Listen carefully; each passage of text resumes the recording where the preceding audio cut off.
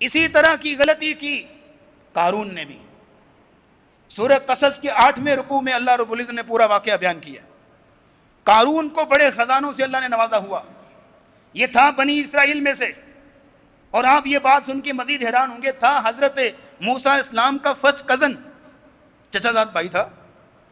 بڑا قریبی، لیکن مال و دولت کہاں سے کمایا؟ فرعون کا پالتو بن کے، فرعون کا پالتو بنا، اپنی قوم سے غداری کی، اور یہ فرعون نے پھر اس کو خوب الاٹ کی جائیدادیں، جاگیریں، خوب اس کو نوازا۔ اور پھر یہ ہے کہ قرآن کہتا ہے لَتَنُوءُ بِالْعُصْبَةِ أُولِي الْقُوَّةِ، کہ اس خزانے کی، جو اس کے پاس خزانے تھے، اس کی چابیاں ایک بہت بڑی جماعت اٹھاتی تھی۔ چابیوں سے مراد آج ہمارے جو تالے ہیں، چابیاں وہ نہیں ہیں۔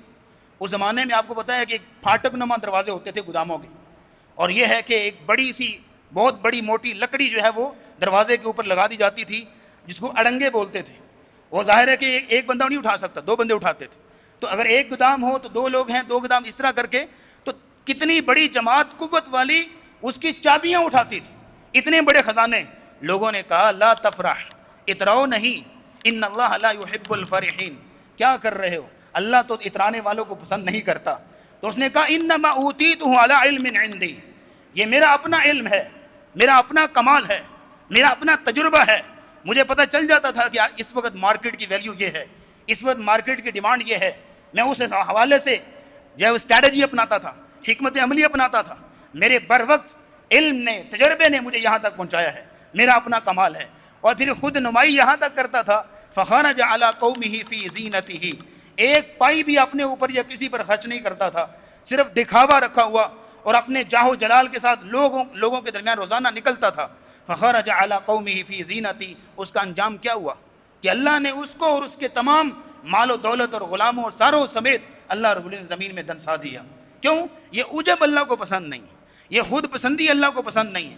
یہاں یہ بات پوری طرح نکھر کے سامنے آ جاتی ہے کہ کس قدر یہ ناپسندیدہ عمل ہے، کیسی یہ بری سوچ ہے یہ سوچ جو دل میں پیدا ہوتی ہے، دماغ میں انسان سوچتا ہے، اپنی برتری کا احساس کرتا ہے، اپنے آپ کو اعلیٰ شخصیت سمجھتا ہے، لیکن یہ ہے کہ اس کی وجہ سے جو اللہ رب العزت کے ہاں اس کے لیے گناہ لکھا جاتا ہے وہ ہمارے سامنے بالکل واضح ہے۔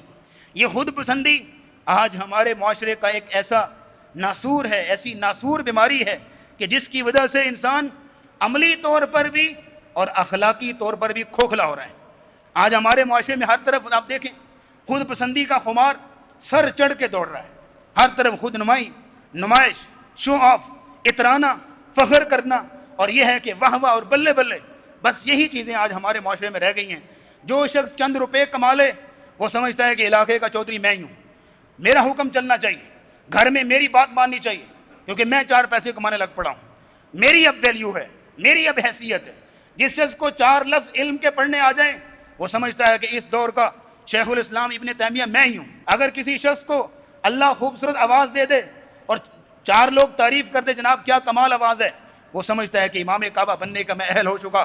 اب مجھے کوئی نہیں روک سکتا۔ پھر اسی طرح اگر کوئی شخص چند لوگوں میں بیٹھ کے تقریر کر سکے اور لوگ کہیں واہ کیا تقریر کی ہے، وہ سمجھنے لگ پڑتا ہے کہ خطیب پاکستان میں ہی ہوں، خطیب عوام میں ہی ہوں۔ یعنی اپنے آپ کو بڑا سمجھنا یہ چھوٹی چھوٹی چیز پہ، اور پھر اس وجہ سے حالت یہاں تک پہنچ چکی ہے کہ چونکہ میں بڑا ہوں، میں اعلیٰ ہوں، میں بہتر ہوں، تو کسی دوسرے کی کوئی پرواہ نہیں ہے، کسی بڑے کی کوئی عزت نہیں ہے، کسی بڑے کا کوئی احترام نہیں ہے، نہ کسی چھوٹے کا لحاظ ہے کسی طرح سے بھی، کیونکہ اچھا میں ہوں، بہتر میں ہوں، بڑا میں ہوں۔ اس میں نے اس انداز سے معاشرے کو پہنچا دیا ہے کہ آج وہ دن تھا کہ جب بڑا بزرگ کسی معاشرے سے گزرتا اور لوگوں کو روکتا بیٹا یہ نہ کام نہ کرو غلط ہے، تو بچے جو ہے وہ چپ کر کے چلے جاتے، بات مان لیتے۔ آج وہی بچے اسی بزرگ کو 10 نہ سنا لیں اس وقت تک جو ہے وہ ان کو چین نہیں آتا۔ کیوں؟ خود نمائی اتنی ہو گئی، خود پسندی اتنی ہو گئی، اور اپنے آپ کی بڑائی کا احساس اس قدر لوگوں کے ذہنوں میں اجاگر ہو چکا ہے۔